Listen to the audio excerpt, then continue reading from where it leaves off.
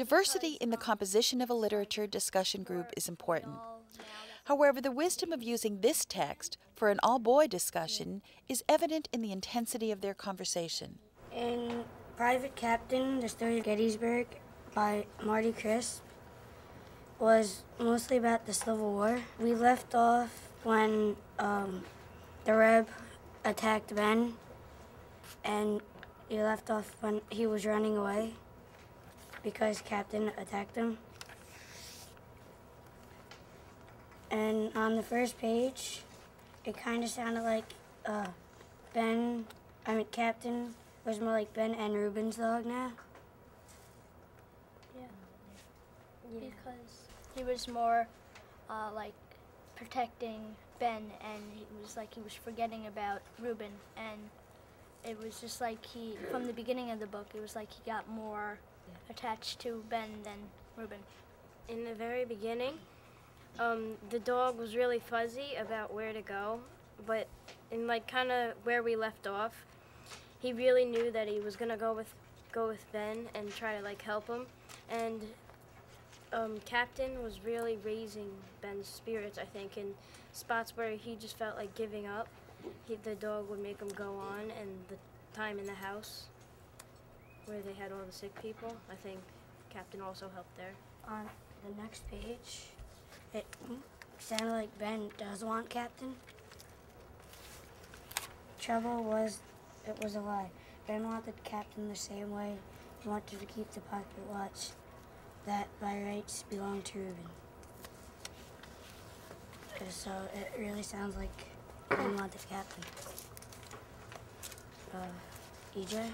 I really completely agree with that, because he's kind of attached to that pocket watch, and I think throughout the book, more and more towards the end, the dog and Captain get more attached to each other, and I think it's the same thing with Danny and Ben, because Ben and Danny, they're at the very beginning, Ben really, really doesn't want Danny, but then more to the middle, he's kind of getting used to having him around, and then at the end, I think he almost wants him there. I can't imagine how that would feel. You're in a house, and there's somebody next to you in a bed, and you think they're still asleep or something, and you try shaking them and try to waking them up and all that, but they won't wake up.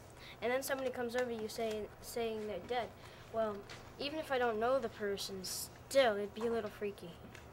You just knowing you're trying to wake up somebody that's dead. Backtracking a little bit, because I had more post-its further in the beginning.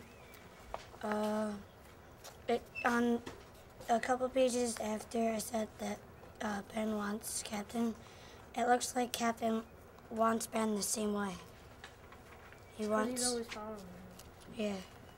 To deepen conversation and comprehension, Catherine strategically brings in comments from one reader's notebook to the book club. This furthers the discussion and also demonstrates the significance of the notebook. Thinking, talking, and writing about literature is pervasive in a classroom rich with comprehension instruction. The thinking isn't limited to discussions or notebook entries.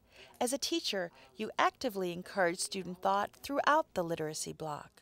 Student ideas can be a good resource or catalyst for discussion. Can I just actually interject here on a comment that you made, both of you actually, about the 18-year-old and being dead, and that whole horror of that. Rob, you had mentioned that even in your reading letter, that reality that these soldiers were so young, and you're not that far away from that age, and that realization that war is not all glamorous by any means. I mean, I think we saw that even in other books that you've read. So I just, that seemed to be a very, very important issue.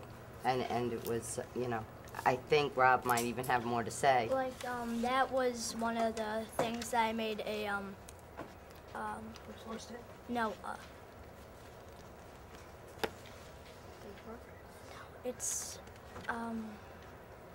similar to My Brother Sam is Dead comparison, because it's like we all, now that the war's over, that yay, it's good, we did a good job with that and we're all happy, but back then we didn't know if we were going to win. We didn't know if it was the right thing to do or not.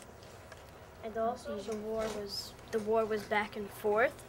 So actually, at one point, just like in this book, how Ben was going to the one side and then he was going to the other, it's almost like in reality you don't know who to back, because one battle the one side would win, then the very next battle the other side would win, and it'd go back and forth like that.